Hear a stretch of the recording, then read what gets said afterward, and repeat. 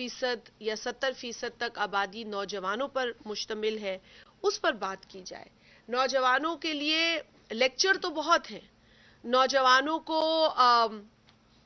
کا ذکر تو ہوتا ہے، لیکن ان کے لیے کوئی کانکریٹ کام نہیں ہوتا.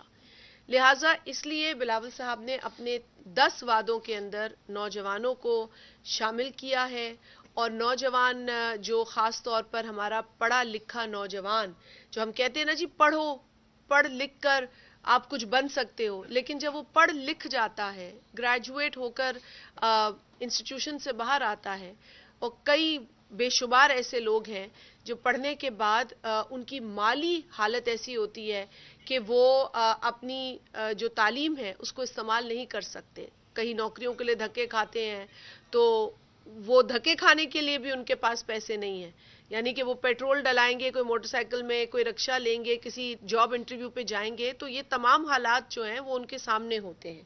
غریب ماں باپ جوڑ توڑ کر ان کو تعلیم تو دلوا دیتے ہیں، گریجویٹ تو ہو جاتے ہیں، لیکن اس کے بعد کا جو سیریس عمل ہے اس میں ان کو بڑی دشواری ہوتی ہے. تو لہٰذا بعض اوقات وہ کسی بھی قسم کا کام کرنے پر جو ہے وہ مجبور ہو جاتے ہیں، اور پھر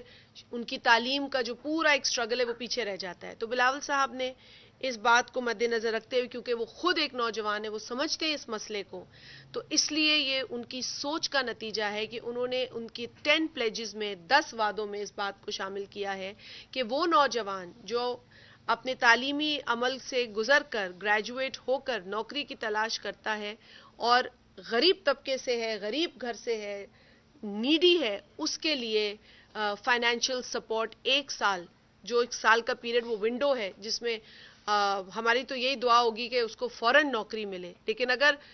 زیادہ سے زیادہ سال تک بھی اسے دشواری ہوتی ہے تو وہ سال کا جو سپورٹ ہے وہ گورنمنٹ اٹھائے، جو عوامی گورنمنٹ ہو، جو پیپلز پارٹی کی گورنمنٹ ہو، ہمارے اس 10 پلیجز کا وہ حصہ ہیں. اس کے ساتھ ساتھ جو اسٹوڈنٹس کے لونز ہوتے ہیں، کئی لوگ بہت ذہین ہوتے ہیں، ان کے پاس ہر قسم کا میرٹ ہوتا ہے، لیکن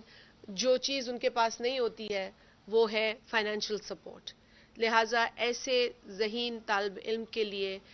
طلباء کے لیے یہ کوشش پیپلز پارٹی کی ہوگی کہ اسٹوڈنٹ لونز دیے جائیں. تو یہ بھی ان 10